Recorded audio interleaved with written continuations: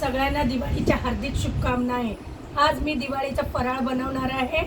मी घेतला आहे पावणा किलो मैदा आणि हे अर्धा लिटर दूध आणि त्यामध्ये 2 वाट्या साखर। हे मी दुधामध्ये साखर घालून मी हे गरम करून घेतला आहे। आणि हा पाहू शकता मी अर्धा किलो डालडा गरम करून घेतला आहे। आणि हे विलायची घेतली आहे। आता याची मी बारीक पूड करणार आहे। तर गाईस आता आपण हे डालडा जे आहे ह्या दुधामध्ये घालून घेणार आहोत।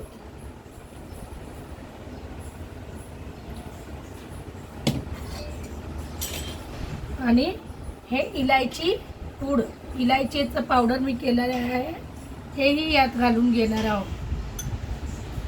हे पाहू शकता आपण विलायचीचं पावडर यात घालून घेतलं आहे। दूध, साखर हे सगळं धीमी आचवर गरम करून आपण यामध्ये डालडा गरम करून थंड केलं आणि ह्यामध्ये घातलं आहे। तर पाहू शकता हे पीठ मैद्याचं घेतलं आहे। यामध्ये मी हा डालडा सगळं मिक्स केलेल्या दुधामध्ये मी आता ओतून घेणार आहे।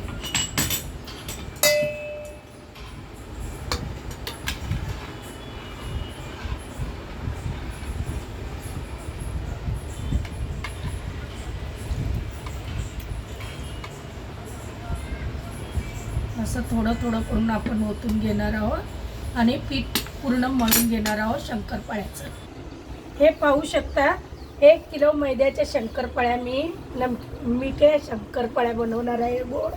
हे पीठ मी असं मळून घेतलं आहे आणि याला 10 मिनिटं आपण झाकून ठेवणार आहे। या पिठाला पाहू शकता हे आता याला 10 मिनिटं आपण झाकून ठेवणार आहोत। गाईस मी आता अडग्यामध्ये तेल घेतलं आहे। गॅस आता चालू करते आहे। आता हे पिठाचे मी स्टेप बाय स्टेप या पिठाचे मी स्टेप बाय स्टेप शंकरपाळ्या गोड बनवत आहे। तुम्हाला दाखवत आहे कशा प्रकारे मी बनवत आहे। हे मी तेल गरम करायला ठेवलं आहे गाईस गॅसवर।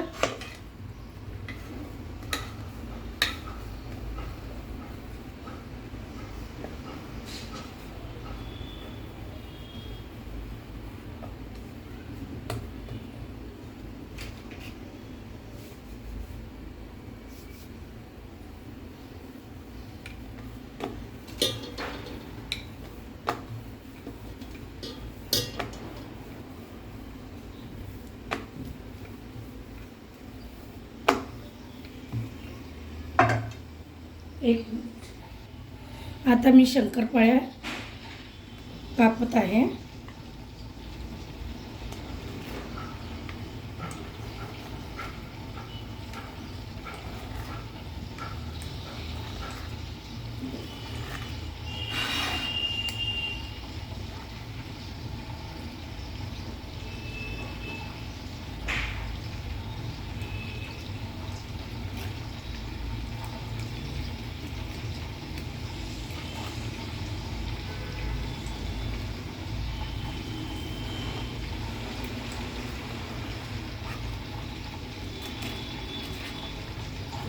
आता गाईस या शंकरपाळ्या मी तेलामध्ये गरम झालं की सोडणार आहे एक एक करून। हॅलो गाईस आता माझं तेल गरम झालं आहे। मी आता हे शंकरपाळ्या तेलामध्ये सोडत आहे। तुम्ही पाहू शकता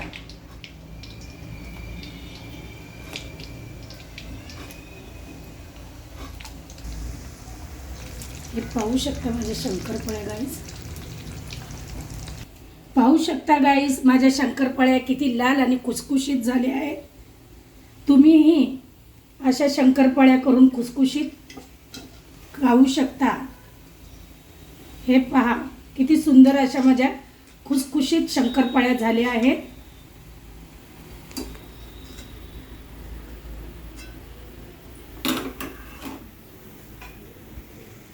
आपणही अशा शंकरपाळ्या करून दिवाळीला खाऊ शकता।